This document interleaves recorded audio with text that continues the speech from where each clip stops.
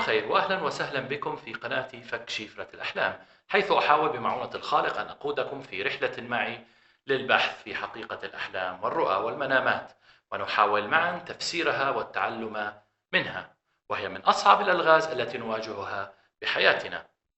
فلنبدأ. الأحلام ببساطة ثلاثة أنواع، تعتمد على المصدر الذي يأتي منه الحلم أو المنام. الحلم ممكن أن يكون مصدره الله، وهنا يسميه البعض رؤيا أو رؤيا صحيحة، أو مصدره الشيطان، وممكن أن يكون الحلم نفسي. أهم شيء هو أن نميز الحلم الذي نحلمه، هل هذا الحلم مصدره الله أو نسميه رؤيا صحيحة، أم الشيطان، أم هو نفسي، قبل أن نفكر في تفسيره. فالحلم النفسي ببساطة يكون متعلق في نهار الشخص، فمثلا إذا كان الشخص يقضي نهاره بلعب لعبة التترس، أو يلعب الشطرنج أو فيديو جيمز، أو يشاهد التلفاز ويحلم بنفس الفيديو جيمز التي لعبها تحدث بالضبط، فهو في الأغلب حلم نفسي. الإنسان إذا قضى وقتا طويلا يعمل عملا ما، في الأغلب سوف يحلم به، لأنها تدخل في نفسيته. بالبساطة الحلم النفسي يحتوي ألوان واضحة، لكنها تكون جزء من نهار هذا الشخص، وهي غير مهمة ولا جدوى منها، وتكون مفيدة فقط لتنبيه الحالم أن لا يضيع وقته ونهاره بأمور غير مهمة، ويستفيد من وقته. الأحلام التي نحلم بها، التي مصدرها الله أو مصدرها الشيطان، هي التي تهمنا. نهتم بها لأن فيها رسالة واضحة للإنسان، أو فيها فائدة لحياته.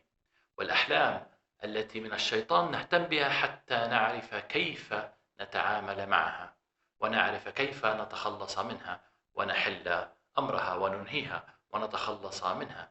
فكيف نميز الحلم من الله أو من الشيطان؟ ببساطة نبدأ بالألوان. إذا كانت ألوان الحلم باهتة ومعتمة، أو لم يتذكر الحالم أي لون واضح في الحلم، أو تذكر لونا واضحا واحد فقط في الحلم، فالحلم يكون حلم شيطاني، هدفه إخافة هذا الشخص وترويعه، أو جعله يصدق كذبة عن أشخاص أو الخالق. ولتأكيد ذلك حاول أو حاولي أن تتذكر أي كابوس حلمتم به، وستتذكرون أن ألوانه كانت باهتة ومعتمة. أما إذا احتوى الحلم على لونين واضحين على الأقل، هنا علينا أن نفحص رموز الحلم وتناسقها، والتأكد من أن الرموز في الحلم تتناسق مع بعضها ومع سياق الحلم. فمثلا إذا حلم شخص أنه حافي القدمين ويدوس على مسامير أو زجاج وهو فرح ويشعر بالسلام، فهنا يوجد تناقض في الرموز ويصبح الحلم شيطاني.